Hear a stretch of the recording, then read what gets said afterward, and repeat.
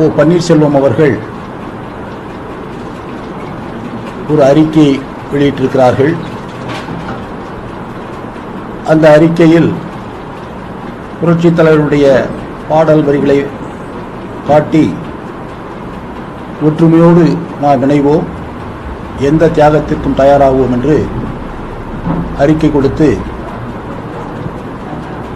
கழகத்தையும் கழகத் தொண்டர்களையும் இன்னும் அவர் ஏமாற்றிக் கொண்டிருக்கிறார். அப்படி அவர் கூறுவதற்கு எந்தவிதமான தார்மீக உரிமையும் திரு ஓ பன்னீர்செல்வம் அவர்களுக்கு இல்லை. அதற்கு காரணம், அனைத்திந்திய அண்ணா திராவிட முன்னேற்றக் கழகம் பல்வேறு சோதனைகளை சந்தித்த பொழுது அந்த சோதனைகளில் முக்கிய கருவாக இருந்து அந்த சோதனையை மேலும் மேலும் இயக்கத்திற்கு சோதனை கொடுத்தவர் திரு ஓ பன்னீர்செல்வம் அவர்கள்.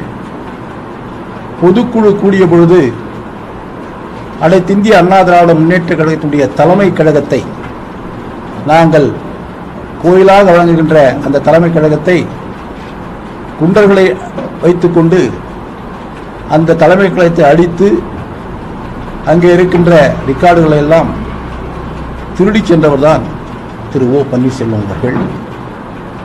அதைத் தொடர்ந்து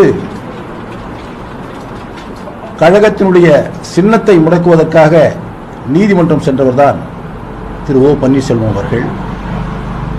அதைத் தொடர்ந்து இந்த கட்சியை முடக்க வேண்டும் என்பதற்காக அரசியல் கட்சி பல தலைவர்களை சந்தித்தவர், அதோடு தொடர்ந்து நீதிமன்றத்துக்கு சென்று கொண்டிருக்கின்றவர். இப்படிப்பட்டவர் நடந்து முடிந்த நாடாளுமன்ற தேர்தலில் பாரதிய ஜனதா கட்சியோடு கூட்டு சேர்ந்து ராமநாதபுரம் நாடாளுமன்ற தொகுதியில் நிற்கின்ற பொழுது அங்கே அனைத்திந்திய அண்ணா திராவிட முன்னேற்ற கழகத்தினுடைய வேட்பாளர் இரட்டை சின்னத்தை எதிர்த்து நின்றவர் திரு ஓ பன்னீர்செல்வம் அவர்கள்.